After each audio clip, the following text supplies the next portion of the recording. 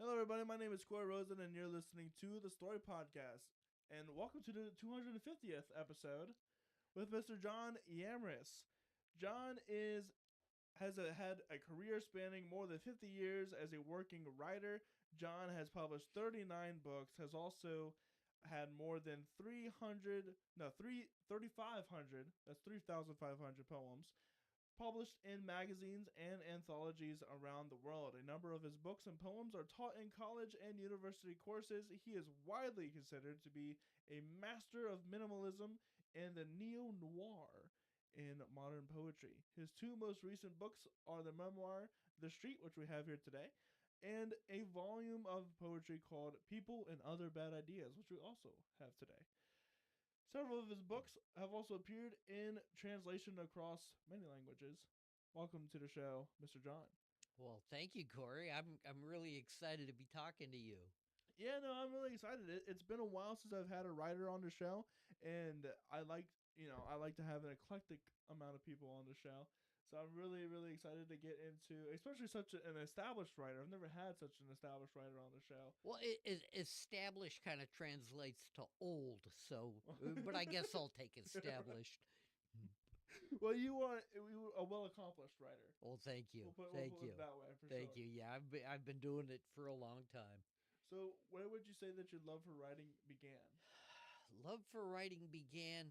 I'm sure, like most people who come into a career of some sorts, my love for doing this started in high school, and English 101 classes. English 101, and knowing that in school they never taught what I wanted to read, what I was into, so I Really? started reading a lot of things on my own. Well, I assume that the curriculum back then must have been, it had to have been wildly different from what I experienced even. I don't know. In high school, it was a lot of Dickens and things like that. We never were prescribed Dickens. We were prescribed stuff like the Kite Runner or the Color Purple Oh, or the well, Book then Thief. that's totally different. Yeah, I love The Color Purple, but Dickens, like in high school, I hated Dickens. Really? Now reading Dickens as a an adult on the far side of adulthood, I really do enjoy Dickens. And as I've grown older, I've really liked coming back to those authors that maybe I didn't give the proper attention to when I was a kid. It, Dickens is a fine example, or Thackeray and those kind of people. So, what was it? What was the first book that you picked up and was like, "Wow, this is something. This is something I really want to." I think for a lot of people of my generation who wanted to be writers, Jack Kerouac was big, and his book On the Road just it opened my head up and taught me that literature doesn't have to be literature with air quotes. It can be something that belongs to the streets. It was rock and roll music to my literary ear. So, explain it for a little bit. I don't. I'm not familiar with that author. You're not familiar with Jack Kerouac? It Wow. rings a bell. My grandmother taught literature for a while, so I'm sure that name has popped up in my head. But I'm Kerouac 24. was big in the late 50s. His biggest book was called On the Road, and back in his time, literature was very. It was literature, literature in quotes, and Kerouac freed the lines. He made it that you could. I guess the best example is he equated literature, his type of literature, to jazz music. It was Gotcha. very improvisational, very Freeform and free form, off the cuff, on the fly, and he just knocked unpolished. down all the walls and just made it open and free. So if you ever get a chance, look up Jack Kerouac and read some of his books. Absolutely. So, is that where you started writing yourself, or is there a little bit of a? How I started writing myself was, like any young guy. It was my way to meet girls. You know, Right. I wasn't a football player. I wasn't a basketball player. So my way to get attention with girls was to be a writer. And at work? Yeah, I've been married for 47, 48 years, There so you go. it worked. There you go. So, what was the earliest inspirations for your writing? Besides girls, what would you like write about? Well, Kerouac taught me to write about what you're doing, what you're seeing, what you're feeling, and Mm. so So like journaling almost. almost like journaling on the fly. Yeah, and my entire career, if you want to call it that, was just writing down. I never wanted to write the big poem. You know, Right. I never wanted to To be the say Edgar Allan Poe or the Emily. Oh, what's her last name? Dickinson. Yeah, yeah. Yeah, I never, I always hated those poems. Love is, or hate is, or war, or peace. I just wanted to write about that hair growing on the tip of my nose. I wanted to write about the everyday things that happened to me. I wanted to write about my dog taking a dump out in the So backyard. almost like where the sidewalk ends. Exactly, Yeah. exactly. So I wanted to make it real and immediate, and I won't call it throwaway, but Like abstract almost. abstract. Yeah. Again, like jazz, I wanted my writing to be in the moment. That's also I remember growing up, my mother had that book, Where the Sidewalk Ends, all and just used to read it to me all the time. Uh huh. And I bought it for my girlfriend Uh huh. because she's never experienced that kind of like off the wall literature. She's like, what the hell does this mean? It's like it doesn't have to mean It anything. doesn't have to mean that. It's just a silly poem. You're talking about literature, talking about music. You're a musician. Yes. You're a music background. Have you ever heard Captain Beefheart? The name rings a bell, but I don't think I've ever listened to him. You have to get his Trout Mask Replica album. Um, Talk about opening up your mind to new experiences and new sound. Uh, Beefheart was very much part of my what taught me to think and look outside the box. Again, he's somebody you should look up. I'll have to write that down. It's something I need as a notebook for every single podcast, just to write down all the. You think after 250 episodes, I'd have that by Well, yeah, now. I mean, before we started recording, we were talking about Chuck Berry, and I Yeah. was telling you how I'm currently reading this book about um, when Chuck Berry and all those guys were big. The college kids started getting into the people who kind of kicked off Chuck Berry. So that's when that early blues revival started with people like Muddy Waters Hmm. and I had taken Son the time to House listen to all of those. and Yeah. Howlin' Wolf and all those great early people who really didn't get much appreciated until it And was they too got late. kind of washed over by Yep, the time. yep, yep. So you're in a high school. You start writing a little bit. Do you? I assume you decided to go to college. Yeah. Um, we were talking about this the other day. I ended up going one semester to college. My first book came out at that time, and I thought I was going to tear apart the world, become Be a world, rock star. Yep. be a rock star writer, and that never happened. But maybe I'm not a rock star, but I am persistent, Sure. which is why over the course of my career I've published somewhere around 3,500 pieces.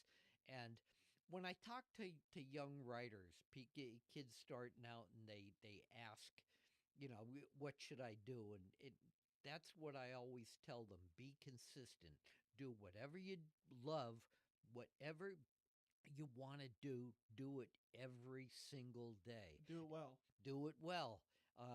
I've made that a point to try and write every single day of my life. A good example is Stephen King. I love Stephen King. Stephen King writes every day of his life. He's done this since he was in Really? college. I He didn't know writes that. every day of his life except his birthday and Christmas Day. Those are valid Every reasons. day.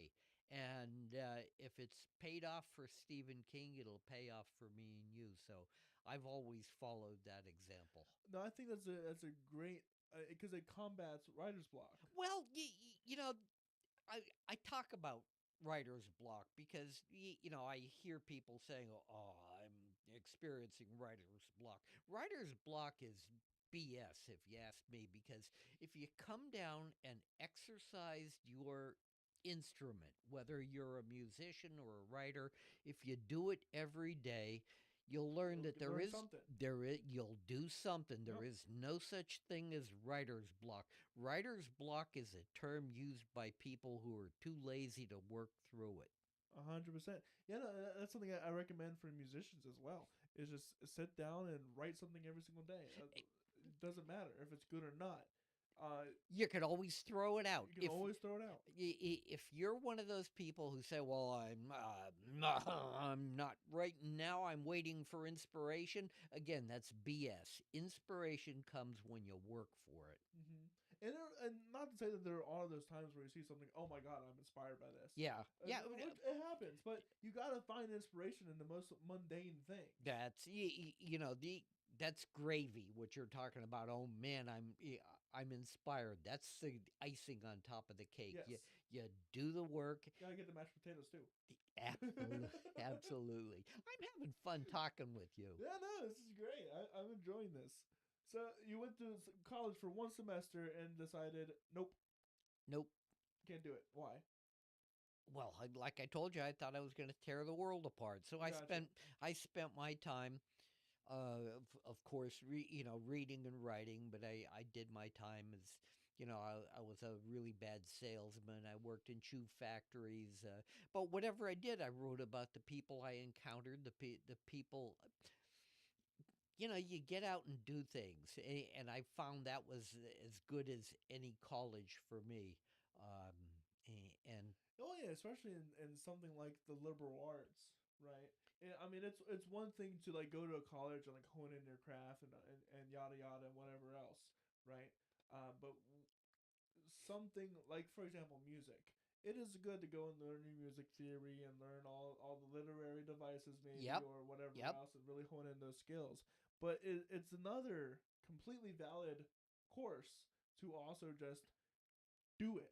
Get out and do it. And yeah, You're talking about learning your skills, and it, there's a fine line.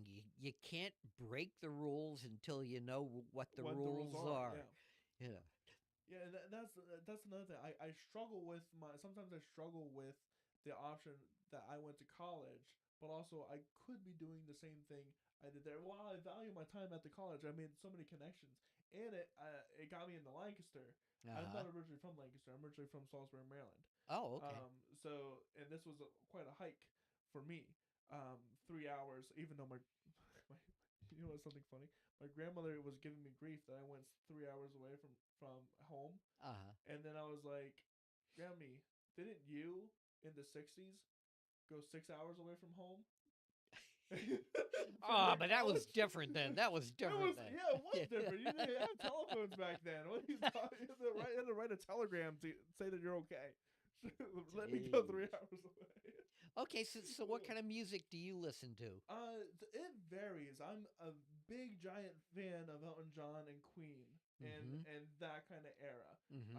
Very classical. I also have a really high opinions of classical music artists like Mozart, Mendelssohn, Mm-hmm. and Beethoven and Bach.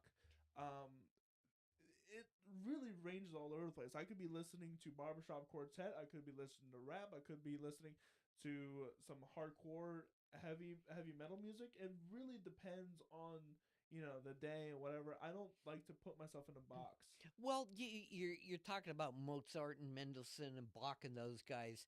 Um, right after World War II, all the jazz musicians started going because a lot of them were veterans, and Yes. they started going to school on the what do you call it? Music theory and Yeah, yeah. and they started going to school in New York. Because their college was paid for by the GI Bill, so they started learning music theory. So they guys like Miles Davis and Oh Gil yeah. Evans, all those people were getting into Bach and Mozart, and you know the jazz musicians really knew their Really knew their stuff. stuff. They It's incredible because I like to call there's different levels of jazz, mm-hmm, right? You got the standard jazz, which are like your standards, and that's like level one. Then mm-hmm, you get into stuff like, uh, modulations and other stuff like that. That's like level two. And then you move on and forward until you get into like tritone substitutions, and then all of these a bunch of baloney, uh-huh. quite frankly, that doesn't make sense. And that's like level seven jazz, where you have no clue what the heck is going on, but it sounds great. Um, I don't know what level you would put John Coltrane. John Coltrane is like level three or four.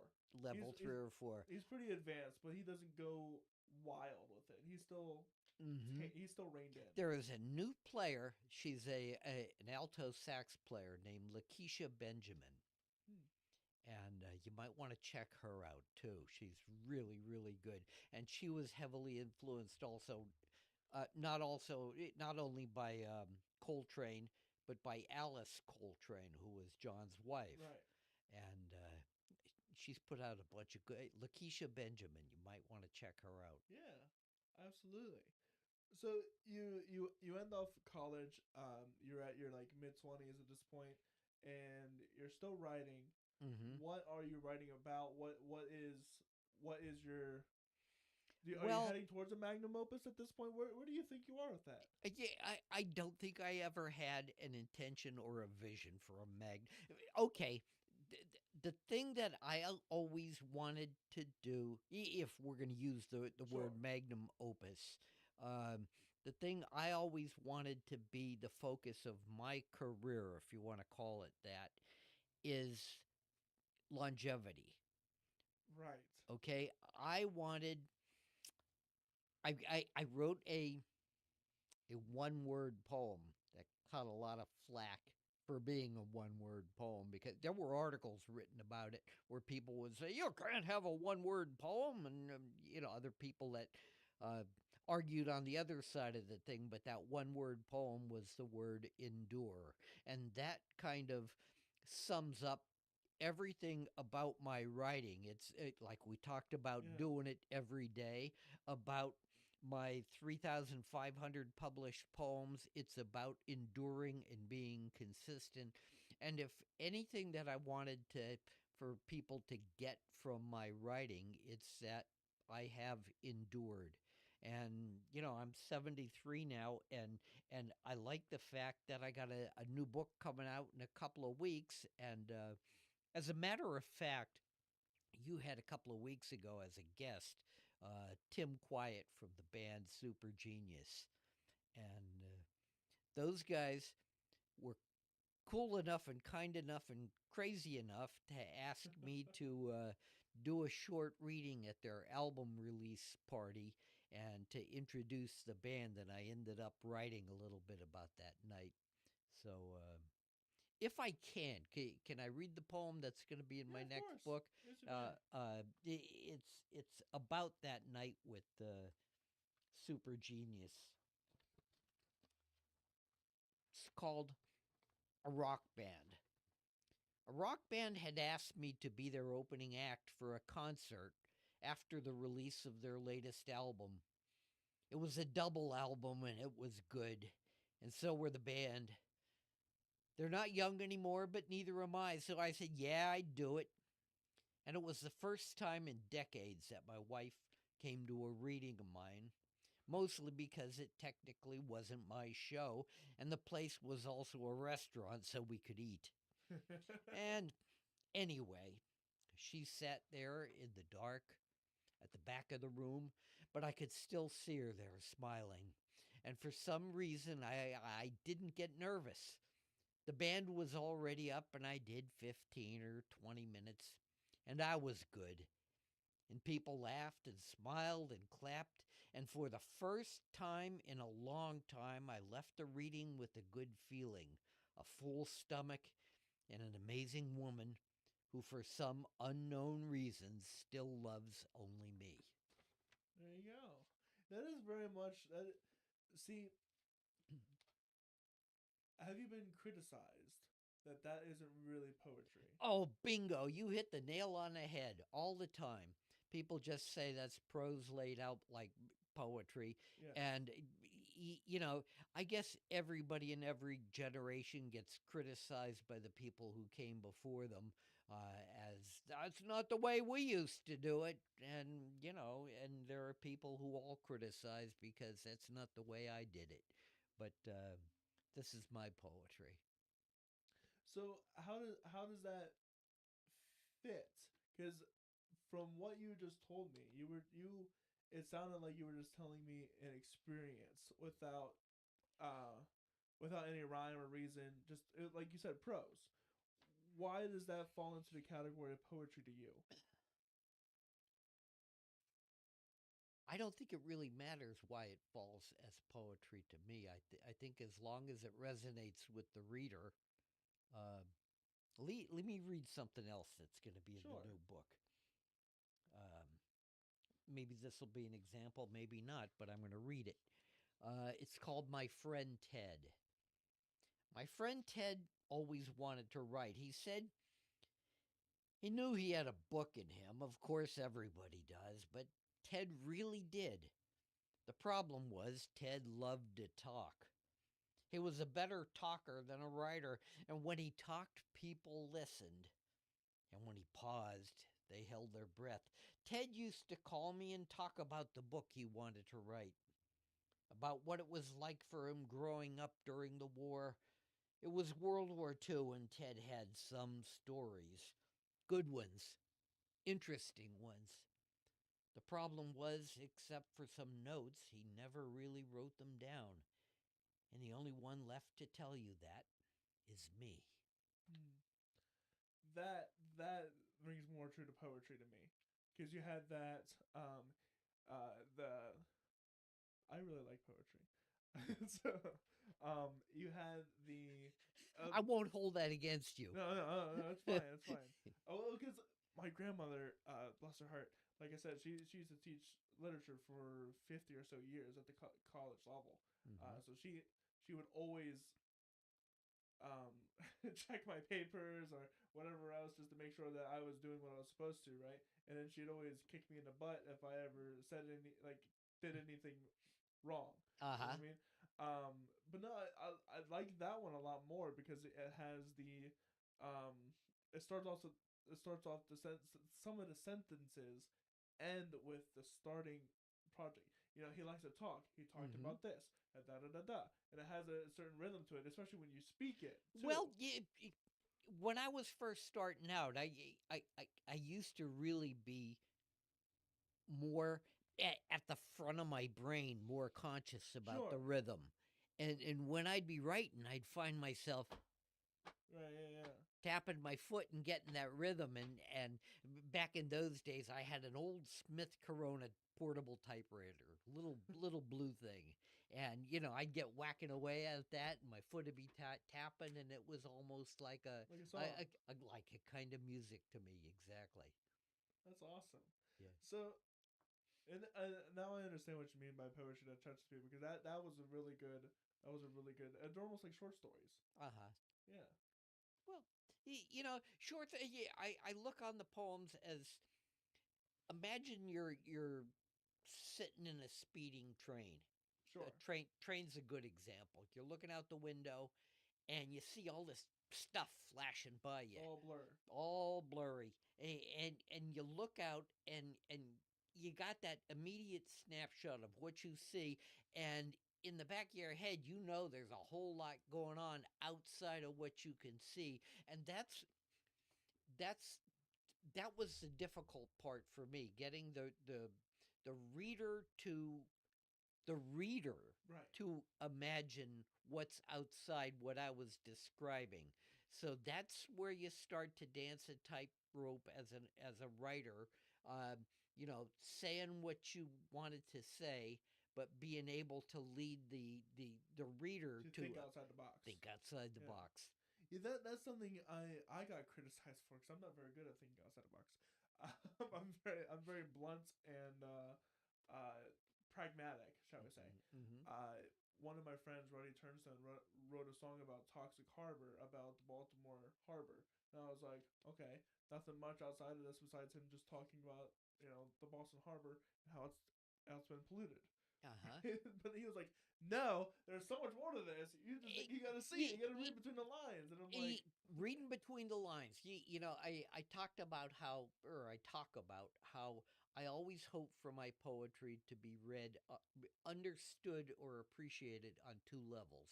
You got the immediate thing, like what you get as soon as you read it, or right, as soon as you hear me. But later on, when you're upstairs sitting on the toilet, you'll go, "Oh, that's what he meant." right. That's what I'm doing, so I want them to work on two levels. Yeah, I understand that. I feel like some artists lead the person in the direction of that better than others. Uh-huh. For like example, the Eagles in Hotel California. Mm-hmm. That's very clear. It's Mm-hmm. talking about drugs. Mm-hmm. You know what I mean? It's not talking about the stupid hotel that Yeah. people can't leave. It's talking about an addiction because it's kind of on the nose, I would say. But there's other artists like uh, Bohemian Rhapsody, for example, Mm-hmm. made by Queen. I didn't know what that he was talking about for the longest time. I just thought it was just his magnum opus, as it were, Uh-huh. right? But now there's like a really deep story about how he's selling his soul to the devil, and he I could go more into it, but you know what I mean? It's more.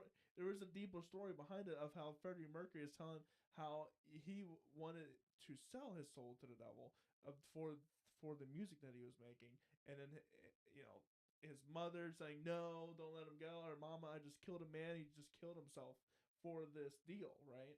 Huh. And stuff like that.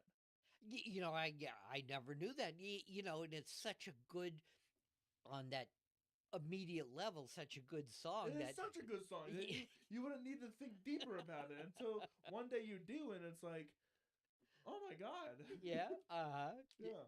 Oh man, there's so much good stuff out there. It's a wonder I even get to leave my house because there's so much good stuff to read or listen to, or and then you get out and you want to be part of the world. So you mentioned that over 39 books, um, ranging from what topics? Can I ask you that? Okay. Um, when I was starting out, I wanted to be a novelist. Again, that Sure. goes back to Jack Kerouac. Every writer wants to be a novelist, and I wanted to be the next Jack Kerouac. And I did publish two novels, two really crappy novels. And the only thing those novels ever taught me was that I'm not a novelist. Well, there you go. It taught me that I'm a sprinter, not a long distance runner. Um, Let me read one from one of my earlier books. The book Sure. is called Selected Poems, The Director's Cut. And there's a really neat, The writer's cut. well, there's a Right, really right. neat story behind that. This came out in 2022. The publisher wanted to do a retrospective of my work, and his printing format allowed him 550 pages. And I said, "Holy God, nobody's going to want to buy 550 pages of poetry, especially my poetry." And we fought about it literally for 2 months. And I got him to cut the book down to 384 pages. And he published the book, and it sold very well. And he said, "John, this sold well. We gotta restore the book Right. to the way I wanted to do it," meaning him. Right. Right. And again, we fought. I said, "You're even crazier than I thought you were, because we already sold as many books as we're going to sell. You're going to do a 550-page book of something you already published 384 pages." And we fought, and I said, "Well, it's your money. You're crazy. You want to throw it away." So he brought out a 542-page expanded director's cut. And to both of our surprise, it hit #1 on Amazon in poetry. Wow. And so I was really proud of that. It was only #1 for a minute and a half, but Right. I made sure I took a screenshot of it before it disappeared. But here's, let me see. Um, okay. I'm going to read you two. Sure. You know, now that you got me here, I'm going to make you suffer I know, it's fine. I like and suffering. pay the price for having me here. I asked for it. After working in the yard this morning, my hands smell like tomatoes. They smell like grass. They smell like dirt and weeds. They smell like an old rubber garden hose. They smell like mulch and sweat and gasoline. They smell like my father and his father and his. And I'll read you one more. I like that one. That's a good one. You talk about, memories. And again, my poems are just talking about memories and committing them to paper. You know, same thing like Muddy Waters will write a song about something that happened to him. And Right. if it turns into art, that's good, but at least you're doing the deed. Anyway, here's a poem called When I Was a Kid. When I was a kid, I worked in a shoe factory. I was a healer, putting heels on women's shoes. I'd glue the heels to the soles and put them on a conveyor that took them to a trimmer who sanded the excess. If I didn't do it well enough or fast enough, he'd turn around and throw a shoe at me. Pretty soon it got to be our routine. I'd glue and duck and glue and duck and glue and duck. I was quick and young, and he rarely ever hit me. Eventually, the work ran out, and I moved on. I often wondered what drives a man to act like that. After all, we were piece workers. We got paid by the shoe. It cost him money to throw at me. Anyway, that was a long, long time ago, and I'm sure he's dead by now. Leo. His name was Leo. That's all I got. There you go. That people can buy that on Amazon. Yeah, they could get all of my books that are still in print on Amazon. I might do that. That's You know, go to Amazon, just look up my name, or go to Amazon under books and look up my name. And that's selected poems, the director's cut. The new books are called The Street or People and Other Bad Ideas. let's get to talking about them. Let's talk about the street. We have the street here with us. Tell me about this. This is a memoir on your life. Yeah. Again, there's a story behind this one. The Street was published originally as two slim books, Mm-hmm. RMA. You're a young guy. When you'd get yearbooks, guys would sign yearbooks Yep. and write RMA. What did RMA stand for? I actually never have had that. Okay, RMA was short for Remember Me Always, Oh, okay, remember those times in chemistry class, and then you'd sign it RMA Todd or yeah. Right. Bill or whatever. And the other one, there were two parts to The Street. And right after COVID hit, the publisher went out of business, and those two books went out of print. And when we were nearing the end of COVID, I got an offer from a publisher to put the two books together as one volume, which is how I always intended it. Yeah. And it's called The Street. And what it is a look at the street that I grew up on back in the late 50s, and the people on that street.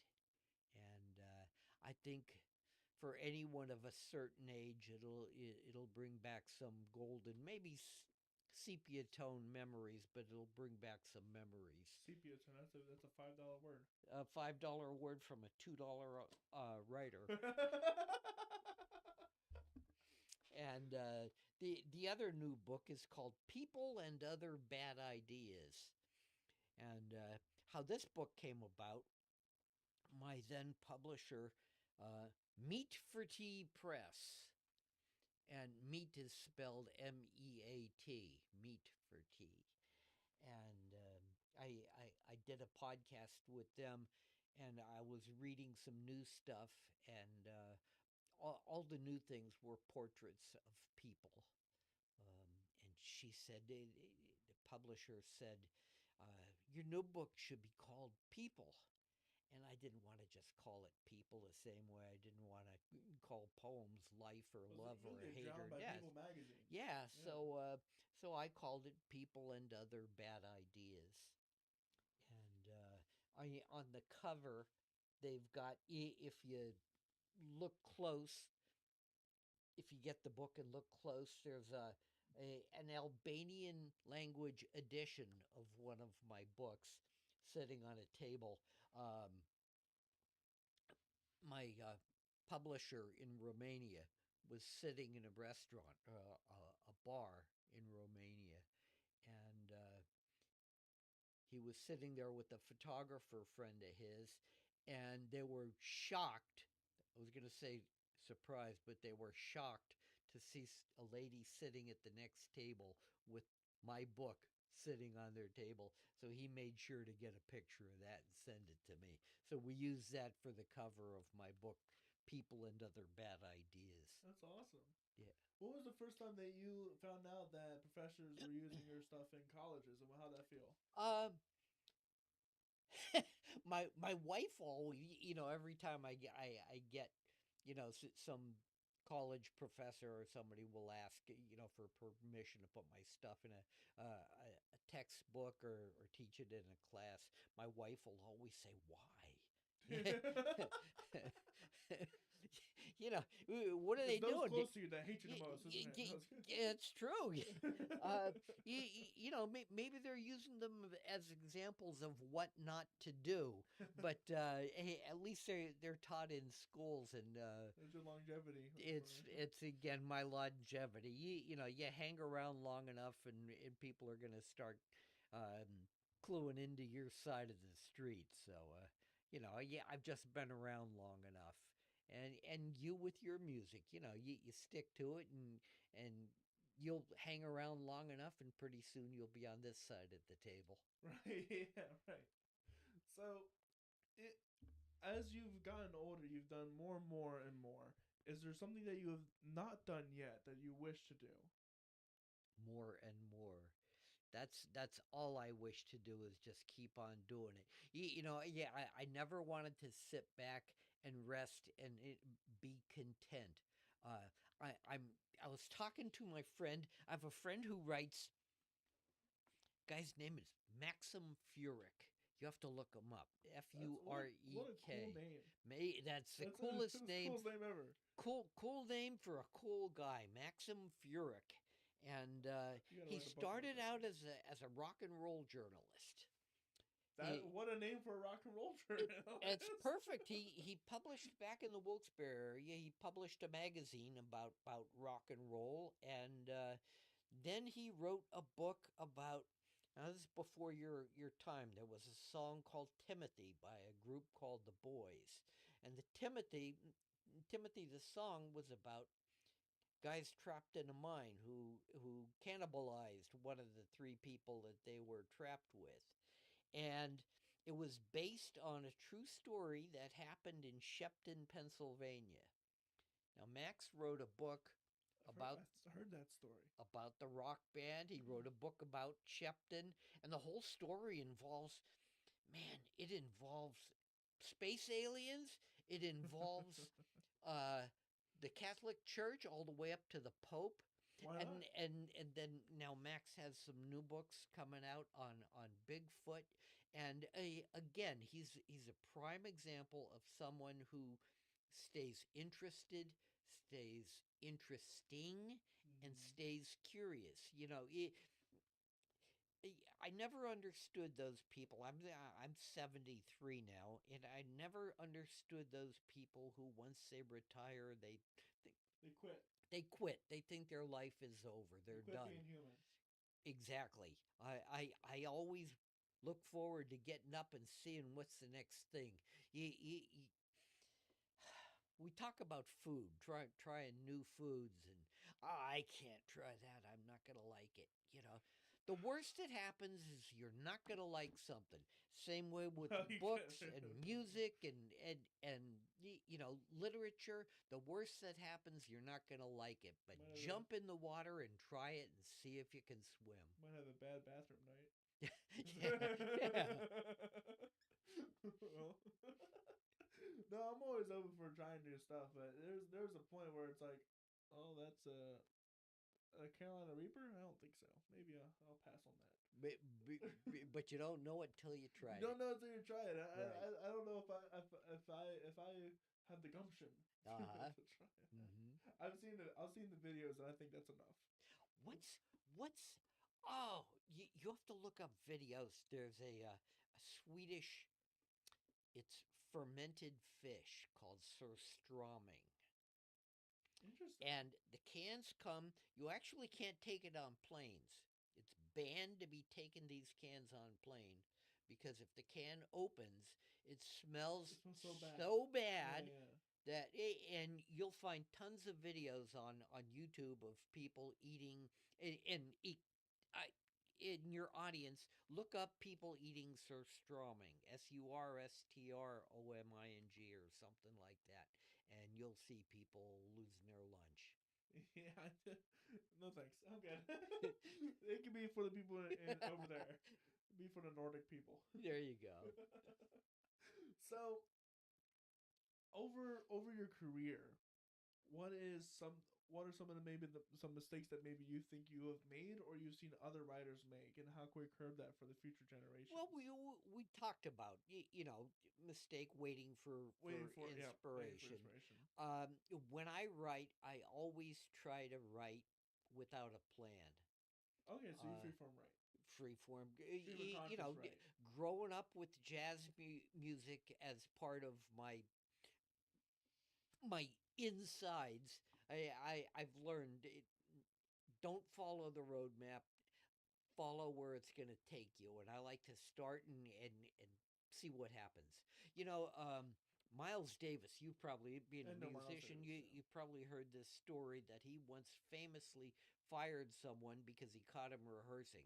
He said, I pay you to rehearse on stage, not in the studio. Yeah, I have heard that. I admire that to a point sometimes. Well, I guess Miles Davis his whole point was improv. Yeah, Yeah. and if you got to the point where you were playing in Miles Davis's band, you were You, pretty good already. yeah. I was gonna say you probably hit the you mark you already. knew your Yeah, stuff. yeah, right. Yeah, I guess you're right. So, and also, I like stream stream of conscious writing, especially when you are like feeling anxious or feeling any sort of way negatively. Right, you're gonna Hmm. get a lot of stuff out of you that you would never that hasn't come up to your actual conscience yet. You're just it's a really great way of journaling. Yeah, yeah. Again, there's a fine line. Right. Yes. Whether it's you got to balance that whether you're writing for you or whether you're writing For for the audience. audience, Yeah. and either way can in you know too far in either direction can be a mistake. If you're writing, playing music just to please your audience, you you're not gonna really extend yourself. Yeah. If you're a band going out just playing the same hits over and over, you're not gonna come up with any new stuff. So you got to stretch yourself. Yeah, and there's always going to be an audience for one part of your work, and then an audience for another part of your Yep. work, Yep. and sometimes those audiences don't meld together, and that's okay. That's okay. Yep. And I always tell people write music. Uh, you don't have to write it for yourself, but don't try to write it for anybody else either. Do you write music for you do film work? Do you write music? Do you have the music first, or do you watch the film and let it talk to you? You have to. I will die on this hill. You have to watch the film first because you gotta get the whole piece. I mean, you can read the script and you can kind of get it, but even the script doesn't tell you the whole story, right? And you got to think about the music as part of this story. You have to write music that serves this story well, or because if you write a jazz piece during a part where someone dies, like an upbeat jazz part, doesn't Okay, make sense. okay, this is interesting. Um, and I've been harping on Miles Davis, but I'm going to for this story. He put out an album. He was assigned to do the film score in France for an. Um,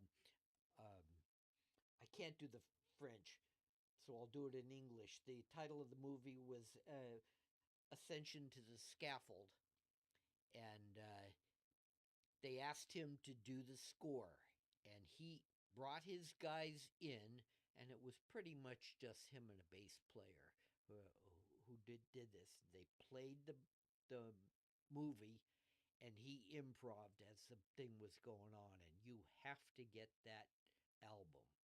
It was incredible. He was totally in tune with what was going on with the screen, and it was one of the best movie scores you're ever gonna hear. That's typically what I'll do. I'll watch the movie once and then I'll go through Yep. and play what I'm feeling as I'm watching it again. Yeah. Yeah. And so that's I think that is the way to. I mean, there are certain other ways. Like John Williams is a Oh, great. the You know guy's what I mean? off the charts And good. Hans Zimmer too. Mm-hmm. And often what I've seen of their process is that they'll start working on motifs and stuff beforehand, Mm-hmm. right? And I understand that. I get that. I do really admire that stuff too. But only when movies call for that, right? Mm-hmm. You know, Mm-hmm. Star Wars or Schindler's List or whatever. Stuff like that calls for like motifs and stuff to arise, or like the book thief that he did the score to. Yeah. Yeah. They call for motifs, but certain films just call for, you know, free form, on the spot improv, and just to really make you feel something. Um, and so that's the way I do it.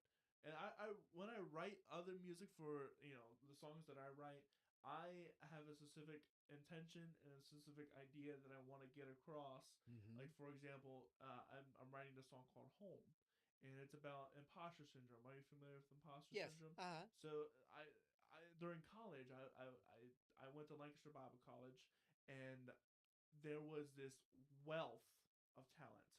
A lot of people from LBC go to Broadway and Sight and Sound, which are like some of the top stages in this country, right? And I was looking at them and I'm like, oh my god, Yeah. I do not deserve to be here. Why am I here? And Yeah. yeah, it got worse because I started roommating with this dude named Matt Cross, one of my best friends, by the way. He was an excellent drummer, fantastic, uncomparable to me. And here I was on the xylophone playing "Mary Had a Little Lamb." You know what I mean? Comparatively, right? Yeah. Yeah. And it took me a while to get over that until I saw my friend Zach Fernbeck. He's currently in Sight and Sound right now. I saw him at the Christmas concert looking in a mirror and performing to himself and just getting angry with himself and discouraged. Wow. And I was like, Wow. you know, that meant something to me. Yeah, because if he could kick himself in the ass, you. Right, I could. Well, cause and he had the solo, and he was getting all nervous about it. I'm like, wow, I view him as like Mm-hmm. above me, and he's Yep. still struggling with these issues Yep. too. So it's and that's really what brought me out of that. It's like, okay, I deserve to be here too. And not only that, but a Grammy award winning Doris Hoglotti called my music something similar to Hans Zimmer, and so I Wow. I got a little bit of boost from that. Wow. Great friend of hers. She's like one of the top four clarinetists in the world. Uh huh. And she lives right here in Lancaster. Wow. Yeah, you would be amazed about how many people live here in Lancaster. But the point of the home is that I want people to feel that feeling of feeling alone and just wanting to go back home. Mm-hmm. Mm-hmm. Having that homesickness. And so it kind of starts out with a lone piano, and then it kind of gradually builds up into this choir piece where it's all big, and there's an orchestra, there's a whole choir singing along too. Mm-hmm. Uh, Quite like a gospel song, if you will. And that requires thought and planning. And You it can't requires just thoughts and wing it. planning. Yep. Exactly. Yep. So there's room for both ways of For going sure. about it, For sure. and rightfully so. There's never one way to write anything. Mm-hmm. Whether there's not one way to paint, so there's not one way to do anything. There's only the way that you like to do it. Uh, I just finished You're talking about painting now. I could talk to you all day. This is fun. We're talking about painting. I just read a book about the search for Vivian Moreau. She was. Are you familiar with Manet's Olympia? No. Look it up. Edouard Manet's Olympia. Is that Uh, a person, place, or thing? the Olympia was. It's I know the city in Greece, and that's about it. uh, a painting of a naked. I guess she was a prostitute, and it caused quite a stir back in France in the I think it was 1888. Um, and Olympia, the model was a young lady, 17 or 18 at the time, named Vivian Moreau, and there's a book about the search for her because she went on to become a painter in her own right, and it's just interesting. I don't know how I got talking about Manet and Olympia, but look up that painting. It's really interesting. So we kind of talked a little bit about advice before, but um, talking about consistency, enduring, Mm-hmm. and stuff like that. But if anybody were to listen to you and to get one message, not just one word message, but a whole sentence maybe, what would it be? Not endure. Okay. Advice to writers you're Yeah, talking about. yeah. Or advice Um, to any you, creative. you know, uh, I run into those writers who say, "Oh, yeah, I never read other writers because I don't want to muddy the waters. You don't want to be influenced by too many I things want to or copy or I whatever. want to punch them in the face because I agree. you Yeah, gotta know what else is out there, what's going on. I totally agree. You gotta know what your competition is, if you want to call it that. But you gotta know what's going on. You gotta know what came before You gotta you. know the trends and You everything gotta else. know the trends. You gotta know what it's built on. So It's you just gotta know the past. it's smart marketing for yourself. And we're all built on top of we're We all standing on top of the shoulders of giants, right? Absolutely, And there's a absolutely. reason why they're giants. Yep, And you have to, I mean, like you said, you have to know the rules to break the rules, and then yep, then you can expand, yep. and then you can become the giant that people will stand on top of, right? Uh huh. uh but you have to know what comes before you, and you have to know what people are doing right now. Yep, yep, absolutely. You don't see. I mean, Target has to look and see what the other big stores You are got to do your doing. market research. Absolutely, market research. That's perfect. Yeah, Perfect example. yeah, because I mean, if you, I respect the fact that, like, when I do a movie, I won't go and listen to a bunch of soundtrack scores, um, when I'm actually scoring the piece. But beforehand, I'll look at, like, okay, what does the director wants, right? Director wants spaghetti western kind of Mm-hmm. music. Okay, I will go on Enrico. I Yep, forget his whole name, but I'll go look up Clint Eastwood yep. music, right? And Uh-huh. just listen to an hour of that. And then when I'm actually scoring the film, I will. Yeah, sure, I'm sort of influenced by the past, but Mm-hmm. I'm not gonna just go and listen to them again. I'm Yep, gonna create my yep. own version of what Something new. something new. Something new. Yep. Uh, yeah. So, But now at least I'm informed of, like, okay, I know the trends of the spaghetti western. I understand the cowboy and the renegade and the outlaw, and I mm-hmm. understand the sounds that go along with that because it's a very, very, very established genre.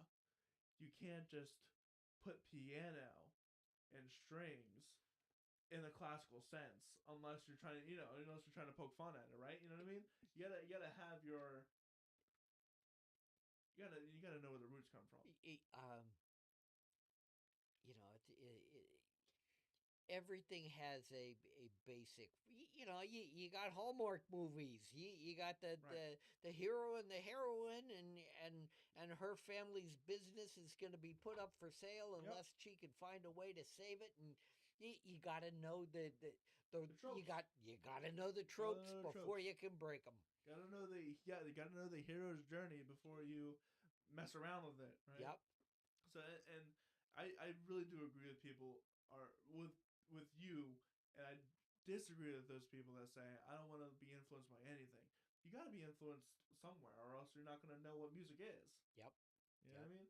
Yep. So So, and again, it all goes back to doing the deed, getting up, doing the work every day, and being consistent. You have to treat your work with respect. You have to be professional about what you're doing. Even if you're not getting paid for it, you got right. to be professional about it. And turning it to you, you're very professional. Thank you. I really enjoyed talking with you today because you're a pro at what you did Thank you. and I do. appreciate. I hope so after 250 episodes. And this is it. This is number 250, and I'm proud to be number 250. Yeah, that's right. You'll be the last name on the next sweatshirt that comes out. So Jeez. yeah, so we're kind of wrapping it up a little bit. So I'm gonna ask you a few more questions that I like to ask all my other guests, Okay. and then we'll wrap it up. Okay. So I've asked a lot of the questions I like to ask all the guests already. So I have to think. Um, what is something that you're still working on to improve as a writer? Not to repeat myself, to try to do something new, It's and and dangerous and and, territory there. and to expand the palette. Mm-hmm. To keep trying something new. That's why, again, that's why I never go into a project with a conceived beginning, middle, and end. I let the story take me where it wants me to take me. There you go. Where can people find your work? You could find if you go onto Amazon under books and search my name, John Yamrus, That's Yamrus. you beat me to I'll it. spell it because nobody ever gets it right. It's I got it right. Yamrus, and you did. I did. And just look for me under books, and the two newest books are People and Other Bad Ideas or The Street. And if you happen to have, you know, parents or grandparents of a certain age, and they want to bring back some memories and maybe pick up on some jazz references and some painting references and some old boxing references, pick up a copy of The Street. They might like it. Or if you have some film influence, pick up a copy of Selected Poems, The Director's Cut. Do you have anything else coming up that you like to advertise? I have Or a new book coming out, but that'll be about a month from now, and we'll talk about that if I ever come back on the show. all right. Well, with all that said, my name is Corey Rosen. This has been the Story Podcast. You can check out all 250 plus episodes on my website, CoreyRosenProductions.com. That's CORYROSEN Productions.com. We've got a lot of stuff going on. Here at the SRCC, which is this lovely venue that we're at currently, please come and check out our open mics on Wednesday, where we do allow poetry readings. So if you want to come out and read some poetry to the masses, you can do that, or just play whatever you want to play.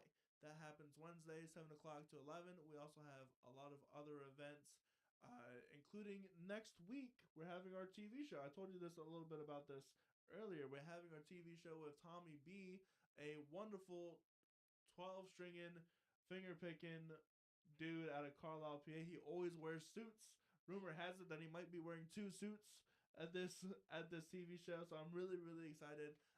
Tickets are on the website if you want to come out and support some local music and what we're trying to do here at the podcast. I'd really appreciate it. Otherwise, I will see you guys later, and I hope you have a wonderful rest of your day. Bye.